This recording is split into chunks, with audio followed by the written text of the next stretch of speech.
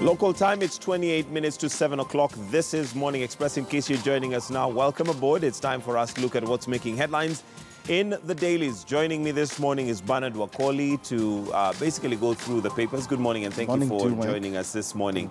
And we're going to kick off straight off with the Standard, where the headlines is EACC summons CS Matiang'i over land. Now, investigations of Interior Cabinet Secretary expected to appear before the EACC on to clarify his role on payment of Ruaraka land during his time as Education CS. And this is to do with a piece of land that was bought. 3.2 billion shillings is in question here. And basically, apparently, according to the EACC, there seems to be a few loopholes here and there regarding this particular land transaction. Okay, thank you very much, Mike, and welcome viewers. I think the issue we are tackling in this country is the issue of corruption. And for the last few weeks, we have been seeing a lot of discussion on issues to do with the corruption, looking at the money that is getting lost from the NYS scandal. Now we have the land scandal, and the amount, the figures that are being quoted are so huge to the extent that if these monies can be used on issues that affect the common mwananchi, can make a very big impact. Now, from where I come from, we say the fish starts rotting from the head. And looking at what's happening in this country, it seems the highest people who hold the highest responsibility are the ones who are so much involved in these corruption activities. So the summoning of Matiang'i is not only going to salvage the situation, but we expect more. We expect Matiang'i to, in fact, if it were in my own opinion, I thought if anybody mentioned in any act of corruption, this person should face the law. And the first thing to do with the senior government officials is to step aside and allow investigation, proper investigation to take place. Because you cannot investigate somebody who is in the office and you want to subject him to investigation. And expect that they will not interfere with any investigation. Expect that the things will run smoothly. This person will automatically interfere with the investigation Although with this particular land transaction, there are quite a number of people who are involved and have been questioned. We have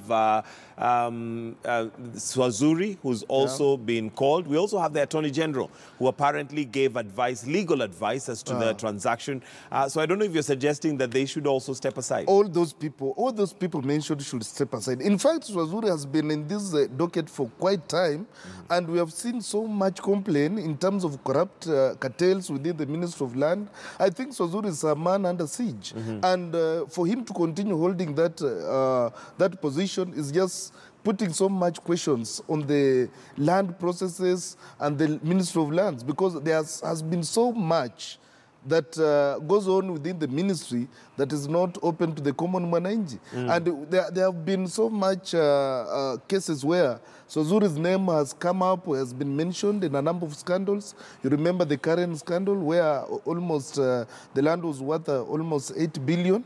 That things just went like this and we didn't establish the Nobody truth. knows what happened. Then there was another land that was grabbed from another Asian that it involves so many people who are talking about having the correct land documents. Others are saying the land was grabbed, you know. So for us to have sanity within the Ministry of Land, I expect the minister, the CS, Karone, to come out clearly and streamline the Ministry of Land. And if it doesn't work, then we do away with even the commission. Because there is interference, there's duplication of duties and roles. All right. What the commissioner does, or the commission does, is something that can be done by the ministry. All right, and while still on corruption, of course, we do know that NYS is another issue that has popped up yet again. And one of the stories on the Standard today on page 9 is no trips for NYS suspect's wife. And this is anybody who's been implicated in the NYS scandal, the current one. Apparently, there's going to be, well, their names are already at the airport and are not allowed to travel. And I guess is this as, you know, they crack the whip, as it were. Okay, the issue of NYS, I think, Mike, you have talked so much on this platform on way forward and what needs to be done. But I strongly feel that people need to be prosecuted. The investigation arm need to come up with the strong evidence that can stand in the court of justice, so that we have all these people prosecuted and subjected to law. Because what we are seeing is a situation where people are mentioned, then after a few days they disappear. After, you know, things just talk Settle like that. Once the dust settles, they're back in office. Because there's no lack of strong evidence to make sure that even the courts, the judges, are going to depend on those evidence to prosecute, you know, and sometimes the lack of that evidence seems to be by design. In the last, the first NYA scandal, the ones I call the season 1 scandal, all the 25 people who are mentioned in that scandal have been acquitted, and the money got lost. We have seen some of the suspects running for senior political seats and winning, you know. So in this country, it seems that we tend to glorify so much those who are involved in corruption, those who loot, and they are now becoming like role models. Like a young person will aspire to go to an office, loot, and make money, you know. At the end of the day, he knows nothing will happen. Nothing will affect There's a case recently, I read a case of where a person was jailed for life for having marijuana worthy, I don't know, 23,000, something like that. He was jailed for life, which means you are punished for not stealing enough. You are punished for involving yourself in a small corruption. But the bigger the figure, the less time you're likely to do. We see Gakuo and the former CS for local government being jailed for 3 years for stealing almost 260-something million over the scandal of the what do we call it? The disbanded cemetery scandal. So Gakuo and the colleague, the partner in crime, are jailed for 3 years for stealing over 200 million shillings. But a person is jailed for life for having been in possession of marijuana worthy 23,000. You can imagine. So where is justice in this country? Yes, the justice. And I don't know your thoughts on Mutula's suggestion. Well, according to him, he says, as per the scam, Mutula calls for disbandment of the National Youth Service. Of course, it seems to be a cash cow. It seems to be a gravy train. There seems to be so many loopholes, given that we lost 791 million Kenyan shillings. Now we're talking about 9 billion. That's what we're told. And that's what we know. But there's so much money that got lost. And for argument's sake, let's just stick to the figures that we know. It could probably be more. I know. But now we're talking about 9 billion. So he suggests that there should be a disbandment. Having looked at the NYS program, I think it has helped a number of young people in this country, especially young people who did not have the opportunity to get employment. And disbanding it will not solve the problem. The problem is within the ministry itself. This corruption is done by individuals. Why can't we see this individual being prosecuted? Because if we say that an institution now want to disband an institution which has provided so much opportunities for young people to get, you know, job opportunities and, you know, get something to do. We have so many young people now stay idle at home and maybe start engaging in criminal activities. So in my own considered opinion, I feel NYS has contributed a lot to the economy. What we need to do is just to streamline and seal all the loopholes that encourage the looting of money. Because there are some things that, there are procedures, there are laws, there are regulations that need to be followed. But quite often we see these laws and regulations being violated by individuals who hold responsibility.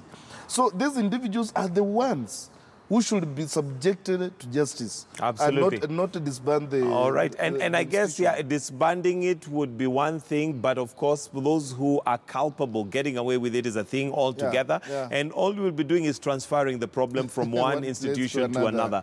Let's look at another story on the Standard today, and this is Outer Ring Road. Anybody that has used that road lately or ever knows that it is definitely a disaster waiting to happen if it hasn't already happened, and changes in in design make outer ring a dangerous road. One of the things that you will note, even from the pictures that we have here, is that there is nowhere for people to cross. There is no, footbridges or designated areas for people to cross. So as a result, they are forced to jump over the bars, the side bars, and of course that puts them in danger. Now, the problem with this country sometimes is that we tend to leave things until it's too late. Until we've lost several lives, we are likely not to deal with this. Very unfortunate. Mike, from the onset, I think the outer ring road design was poorly made. Looking at how, in fact, even leave alone even the footpaths. The road lacks proper drainage system. When it rains, the road gets flooded every time. And there's water, filling the road. So there's no way we can have a road. Okay, it was good. It was meant to decongest the city. In fact, easy traffic. But the road is now causing so much danger to users than when it were at, when it was in the initial former way it was, yes. So I think, I don't know how these contractors design these roads, but I strongly feel that we need proper and quality designing, because we go for the cheap. We go for, Chinese will come and, negotiate and say, we are going to do this, we are going to do this. But don't we have engineers in this country who are trained by Kenyans, who understand the dynamics of Kenyan system, Kenyan infrastructure, to be incorporated in those designing and construction of these roads, especially by the Chinese? Because, in fact, the quality of roads is now very appealing. You look at some of the roads that have been constructed recently, they are full of potholes. Absolutely. No, now, what happens from the time these roads are designed to construction and the usage? Absolutely.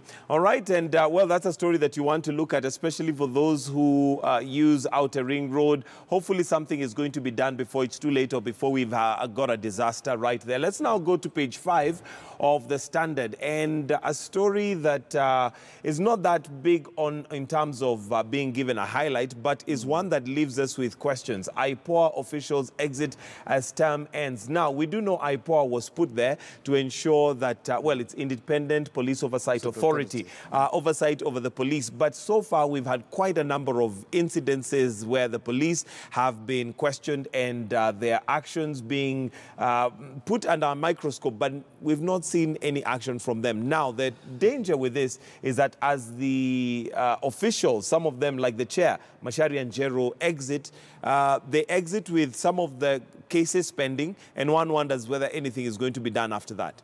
I think the case of IPOA, it was a well-thought idea. But over time, we have seen conflict of interest between the police service commission and the IPOA officials. They have had this clashing for some time now. And I thought maybe IPOA was going to bring sanity and discipline within the police force. But you see, even with the Kavulundi himself, is like his hands are tight. He cannot do anything on the police service. In the next stage of recruitment, I know they are going to recruit new officials of IPOA, the chairman and the commissioners. I feel that they should go for people with integrity, people who understand the operation within the police service. Because if you bring outsiders from just outside, who don't understand the dynamics, the working relationships and everything, the structures within the police force, they are not going to make a very significant impact. IPOA has tried, but we have not seen serious heads rolling within the police force. In fact, even the complaints of, let's say, for example, people who were killed in the last during the last election and the protest. We expected that we will have these police officers who shot because their guns were used. The police officers who have been found culpable being subjected to court and, the case going on and, people being jailed or fined.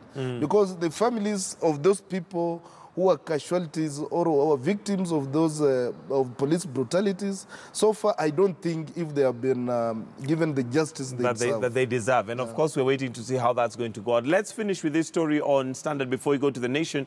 And this is basically just a reminder to the voter, because come 2022, you will have the members of parliament coming out to ask for your votes and beg for your votes. But according to a survey that has been done by Mzalendo, members of parliament silent in the House but loud in public meetings. And there's more than 50 members of parliament who are yet to say anything in parliament. So one wonders, what are they being paid for? Yeah, Mike, there's in the 12th parliament, you realize that there's this crop of young people who made it to parliament either, through election and nomination. But we haven't seen so much impact of this youth in parliament. In fact, some people are questioning the qualification and credentials of those young MPs, because we expected that if they go to parliament, they are going to breathe in some life, and make the parliament vibrant.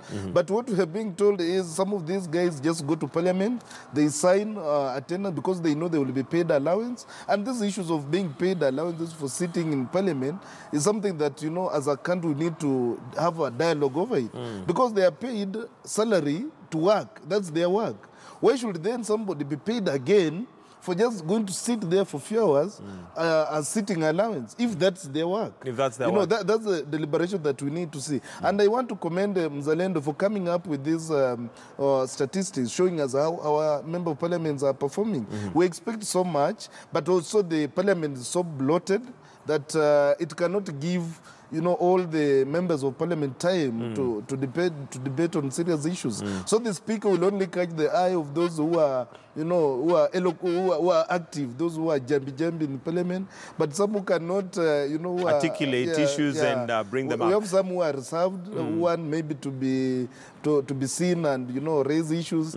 But if the speaker, they cannot catch the eyes of the speaker, then it becomes difficult for them to contribute. For them to do that. And in case you'd like to, find out if your member of parliament is one of the 50 who are yet to make their maiden speech in parliament, mzalendo.com is an online platform. So just go online, www.mzalendo.com, and you will get those details. Let's now take a look at the Nation. And, matters politics, and like they say, Afro-politics continues. Now, in fury, Miguna unleashes drink attack on Raila. So we seem to be having the two bedfellows at one point again at war. This, of course, is after a video and a speech that was given by Raila Odinga, which alluded to the fact that Miguna is his best enemy. In other words, the reason he did not come into the country was purely his fault, according to what Raila had to say. I think Miguna is a man under siege, and to me, he seems not to understand exactly what he wants, because at one point he's attacking the Jubilee government, at another point he's attacking the opposition, and these are the people who should assist him. So if actually he needs assistance, he needs support, he needs to identify a partner within, for convenience within these political arrangements, so that we solve this issue politically. Right. Because it's a political problem that is affecting Miguna. And the trip by the former Prime Minister to the UK has elicited a lot of reaction, not only on Miguna, but you realize that he made some statements to allude that the Jubilee government still did not win the 2017 elections.